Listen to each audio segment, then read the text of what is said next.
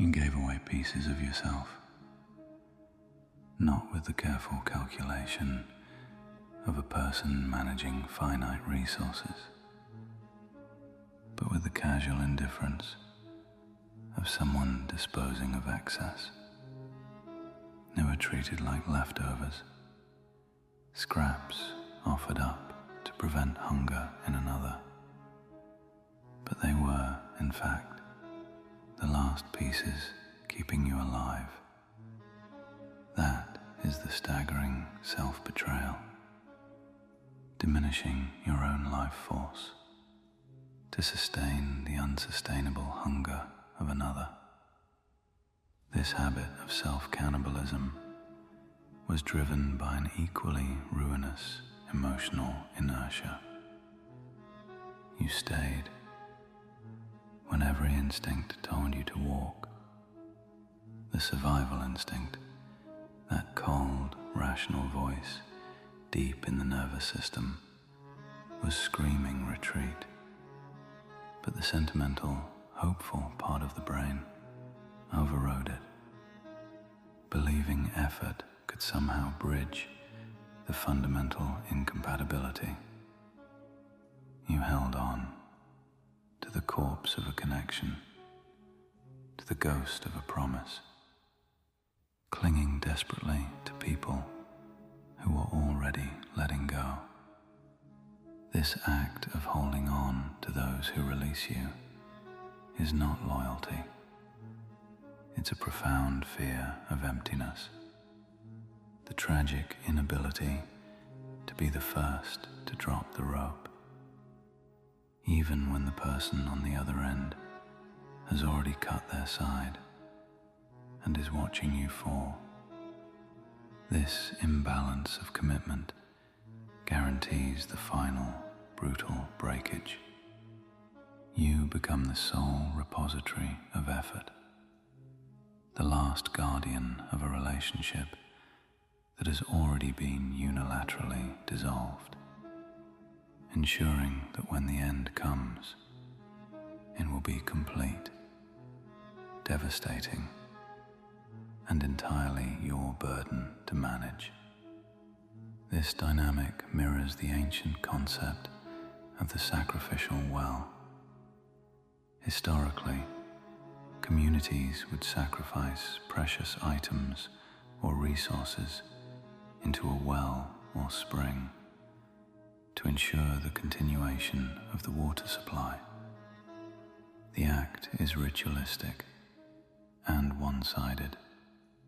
You continue to give, believing the offering is necessary for the connection to exist. But the well takers stay only when taking. The moment the well runs dry, or the moment you realize you have nothing left to sacrifice, they don't mourn the well. They simply relocate to another spring.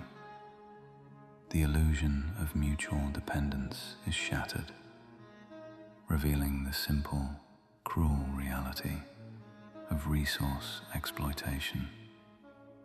You were never a partner, you were a source, and sources are valued only for what they provide, not for what they are. Let me break down the strategic errors. Error 1. Misreading instability as depth. You saw their chaos and called it passion. You saw their neediness and called it vulnerability. You saw their inconsistency and called it complexity. Wrong. Instability is not depth. It's a warning, a red flag waving frantically that you chose to ignore. Error 2. Investing without equity. You gave and gave and gave without requiring reciprocity, without demanding equity in the exchange. You You operated on a system of abundance in a marketplace built on scarcity. Bad business.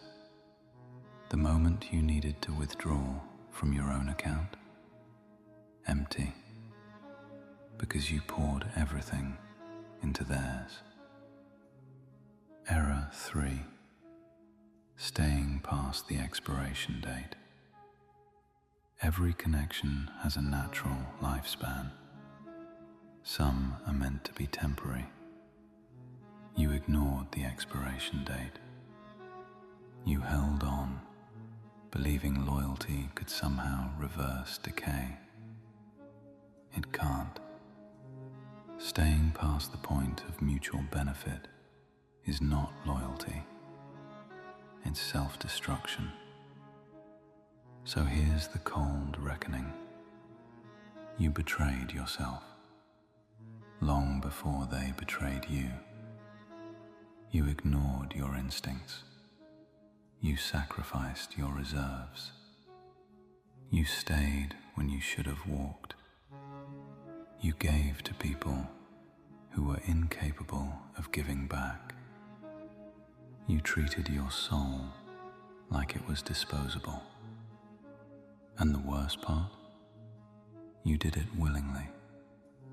Not because they forced you, but because you believed that your worth was measured by how much you could give, how much you could endure, how much you could sacrifice.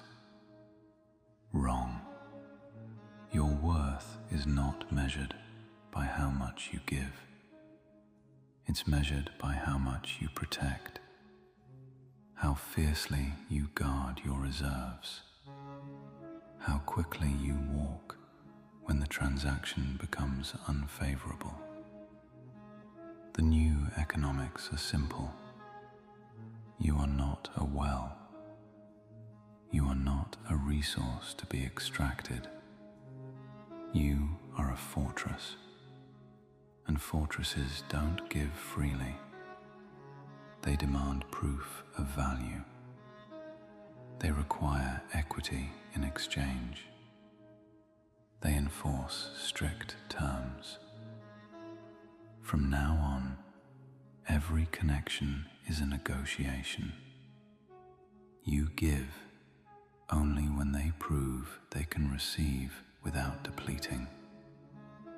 You stay only when the relationship is mutually beneficial. You invest only when they demonstrate capacity for reciprocity. And the moment the terms are violated, you walk. No explanation, no second chances, no emotional inertia. You walk. Because you learned the hard lesson.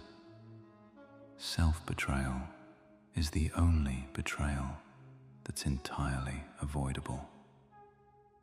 And you've done it for the last time. By order of the Peaky Blinders.